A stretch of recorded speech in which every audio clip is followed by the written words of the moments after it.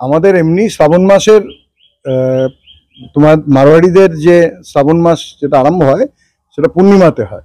তো এই 10 তারিখ থেকে সামনে শ্রাবণ মাস। তো তার আগে আজকে ত্রয়োদশী তিথিতে আমাদের প্রতি বছরই একটা করে রুদ্রযজ্ঞ হয়। তো সেইটা মন্দিরের রুদ্রযজ্ঞটাই আমাদের মূল ধর্মীয় অনুষ্ঠান। কিন্তু এর সাথে সাথে আমাদের ওই সামনে তোমরা আগে কভার করেছিলে, সামনে আমরা যে বিল্ডিংটা আছে সেটা এক্সটেনশন করেছিলাম। এখন মন্দিরে প্রচুর লোক আসে। এখন ধর্মর যে ধরো যারা এখানে আসে মন্দিরে, আগে যেমন অনেক কষ্ট টষ্ট করে লোকে আসতো বা কষ্টটা সহ্য করতে পারতো, এখন লোকে খুব মানে একটু কমফর্ট চায়। হ্যাঁ, যে একটু ভালো বসবো, একটু বসার জায়গা, একটু এসি থাকবে, এইসব। তো এইগুলো আমাদের মন্দিরে ততটা আমরা ব্যবস্থা করতে পারিনি। আগে আমাদের হয়তো 25 জন 30 জনকে বসার মতো জায়গা ছিল। আজকে আমরা যেটা করলাম সেটা হচ্ছে যে 3খানা বড় হল, একটা প্রায় 25 থেকে 30 জনের জন্য এসি কমফর্ট এবং সবটা নিয়ে, আর একটা হল প্রায় 100 জনের জন্য, আর একটা হল প্রায় 150 জনের জন্য। তো সেগুলো উইথ টয়লেট বা এগুলো আমাদের ছিল। তো এই টোটাল প্রজেক্টে আমাদের 1 কোটি প্রায় 1.5 কোটি টাকার মতো খরচা হলো। তো সেখানে আমাদের অনেকেই সাহায্যের হাত বাড়িয়ে দিয়েছে, সেগুলো আমরা আজকে একটা আনুষ্ঠানিকভাবে তাদের একটা ধন্যবাদ দিলাম। এবং আমাদের ট্রাস্টের সভাপতি ডিএম ম্যাডাম ছিলেন, তার সাথে আমাদের ট্রাস্টের যে সদস্য পৌরপতি পরেশ সরকার ছিলেন। তো এদের দিয়ে তাদের একটা একটু সম্বর্ধনা দেওয়া হলো।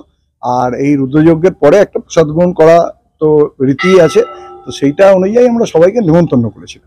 এইবারে আমরা 108 শিব মন্দিরের মানে শুধু এই ধূপ ধুলো ঘন্টা এর মধ্যে আমরা নিজেদের আবদ্ধ করে রাখবো না। মানে 108 শিব মন্দির ধর্মের চেয়েও বড় কথা, যেটা আমাদের একটা ঐতিহ্য, এটা বর্ধমানবাসীর একটা ঐতিহ্য, 240 বছরের ঐতিহ্য। রাজা আমাদের একটা ট্রাস্টকে এটা দিয়ে গেছিলেন। এখন এটাকে কত ভালোভাবে দেখাশোনা করা যায় সেটাই আমাদের ছিল এতদিনের মানে 1 নম্বর প্ল্যান। তো সেই 1 নম্বর প্ল্যানটা মোটামুটি খানিকটা যে পূরণ হয়েছে সেটা নিশ্চয়ই তোমরাও খানিকটা বুঝতে পেরেছো, যারা তোমরা সাংবাদিকতা করছো দীর্ঘদিন, কিভাবে মন্দির গত 3 বছরে কতটা পাল্টে গেছে এবং কত কত লোক আসছে। তো সেইটা তোমরাও নিজেরা জানো।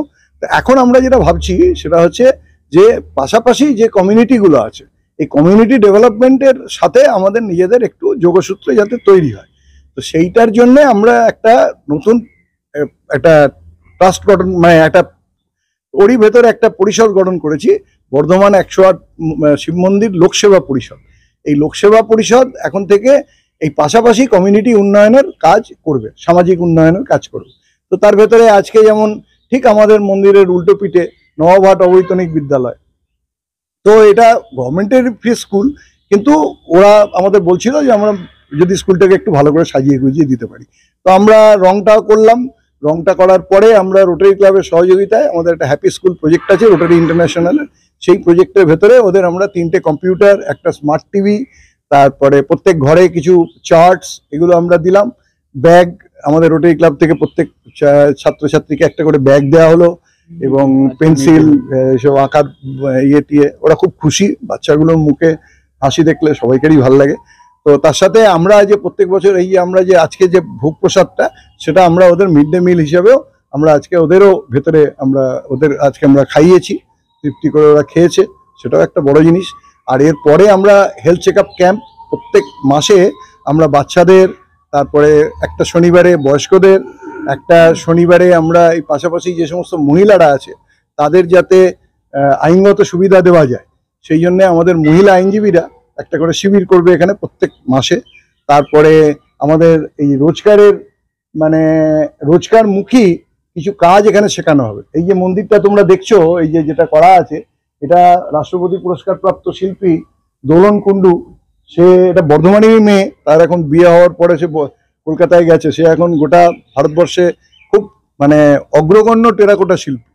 তো আমাদের ভাগ্য যে ও বর্ধমানের মেয়ে, কিন্তু ও এখানে আসার পরে যেটা হয়েছে সেটা হচ্ছে যে ও রাজি হয়েছে এই কাজটা করতে, কিন্তু এত ব্যস্ত শিল্পী, আন্তর্জাতিক মানে ওর কাজ এখন ছড়িয়ে গেছে।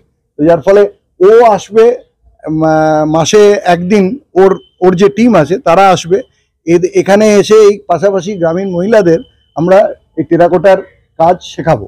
এবং ওই কাজগুলো যেগুলো আমরা শেখাবো, যেমন প্রদীপ, এই প্রদীপ ওরা বানাবে, আমরা ওগুলো কিনে নিয়ে আবার ওগুলোকে পুড়িয়ে আমরাই বিক্রির ব্যবস্থা করব।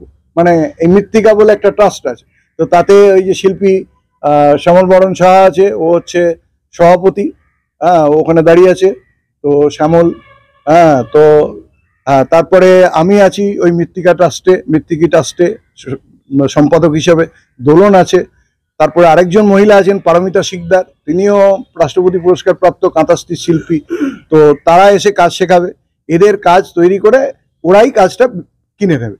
তো এইটা হলে আমরা আরো বেশি এগিয়ে যাব।